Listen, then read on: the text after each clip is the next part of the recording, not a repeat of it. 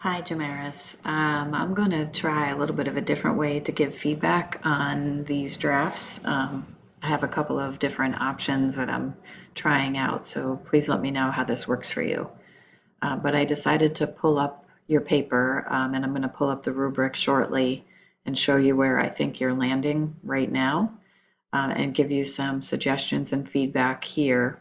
And then uh, we can certainly still communicate about it if you need clarification. So when I'm looking at your introduction, I think it's a good idea to frame the issue. So you do start to do that. I think though that because your emphasis is on creativity, that I think you should explain that a little bit more, what you mean by creativity, and the kinds of things that, do you mean creative thinking or creative output, creative opportunities? I just think you need a little more explanation about what you mean by that because creativity is such a general term. I think the thesis is still a little bit unclear to me. I think it seems like you're saying your opinion is technology is making people less creative, which could be your thesis, but I'm not entirely sure. And you want to make it in the form of a claim statement, and it should be right here at the end of your introduction. That's where this thesis should land. When we start looking at your body paragraphs, I think it seems right now that you're still sort of thinking on the page, and I think you have some good ideas. I feel like a lot of it is coming out of your experience, and that's okay. Like, for example, when I was younger, around 13 years old, I daydreamed a lot. Thanks to that, I won a contest in my art class. I wish that you would explain that a little bit more. Like, did you, out of your daydreams, come up with a vision for a picture that you painted, or what? So there's like a little bit of a gap there in what you're illustrating. So it also seems like you're making a huge leap between this idea and then the idea of technology simply killing creativity, because I think some people might argue that our access to so much information is actually allowing us to be more creative because we have access to looking at a lot more different types of art, different ways of expression. It might inspire actually some ideas. So you need a little more than just this statement. This is an opinion, and you need, the idea here is that you're backing your opinion with other evidence. So you start to do that here when you introduce this article. And I think there's some good information here. I like that you have pulled out some good quotes.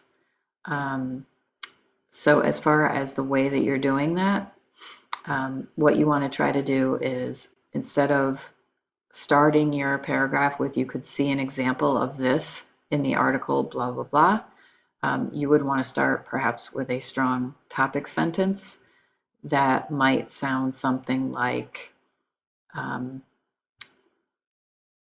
some experts in the field of technology research suggest that, or research shows that technology impacts the ability of children to, exercise creative thinking or to practice creative thinking.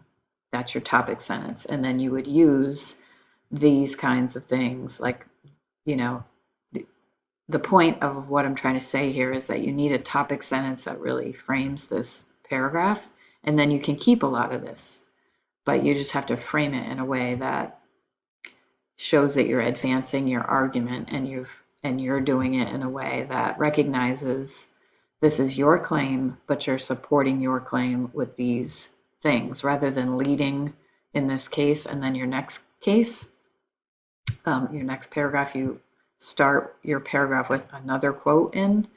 So rather than doing that, you would say something along the lines of, in addition to suppressing creativity in children, some suggest that technology limits children's ability to daydream and do other things that are, I don't know, support creative thinking, something like that. So you want to lead with your thinking and then move these sources into it under that umbrella.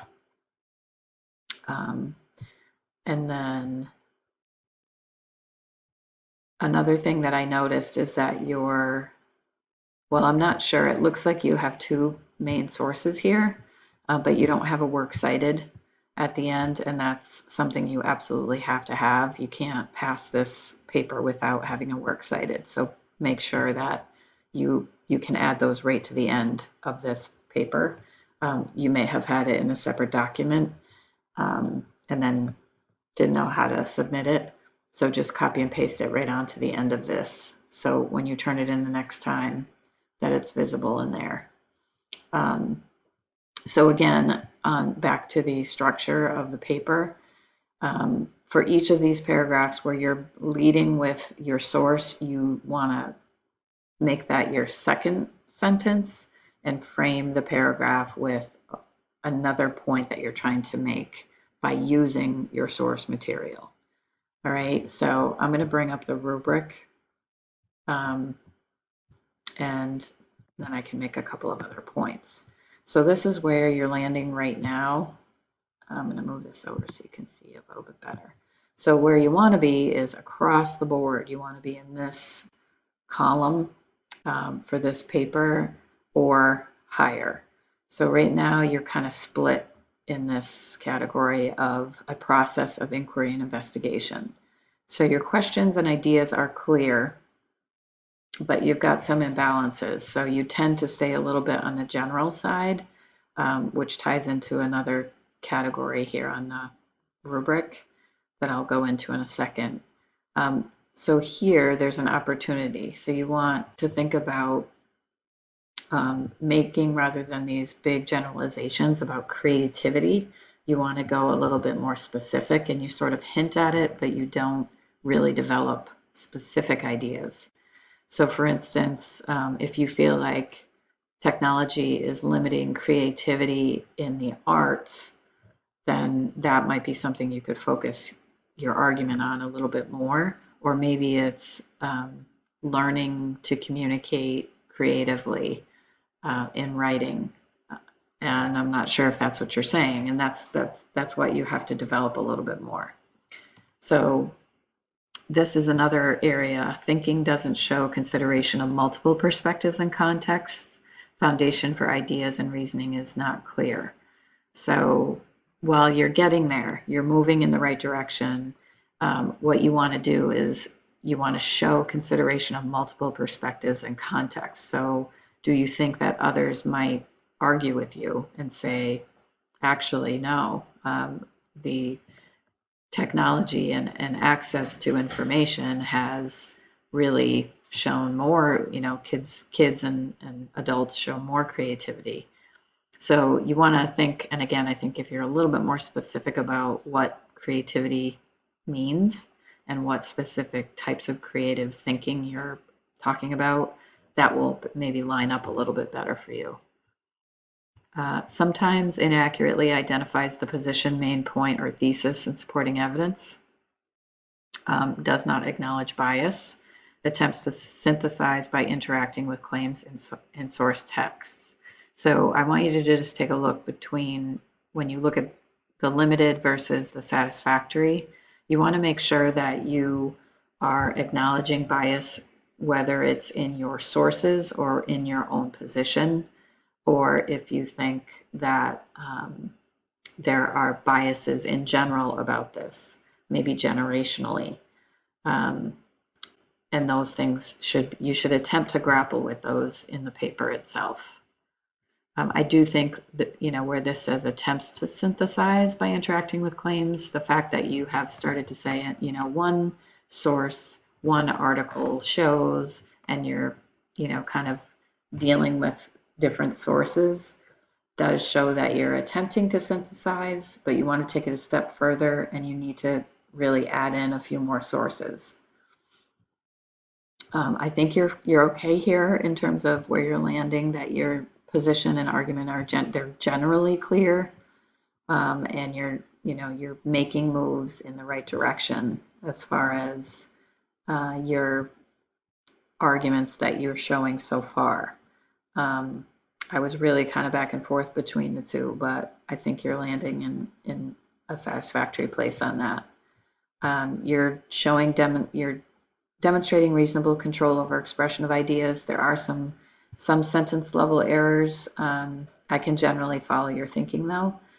I do think that you use the term oneself quite a lot throughout the essay, and it's a little bit awkward. It's more accurate, and I think it's more grammatically correct to just use individuals, people, some. Instead of using oneself, that kind of shifts and makes it a very awkward perspective. So that's something I'd want you to go back and take a look at and make some adjustments. And you absolutely have to have the works cited page. So I highlighted that so you don't forget, because that has to be part of the paper. And I know I said that, but it's super important. So I'm hoping that this helps you see where you are right now and what the work that you still need to do. We can absolutely set up a time to meet and answer questions, or you can email me and we can go from there. But you're on your way, and I hope this all makes sense, but let me know if it doesn't, and I'll make sure I get back to you.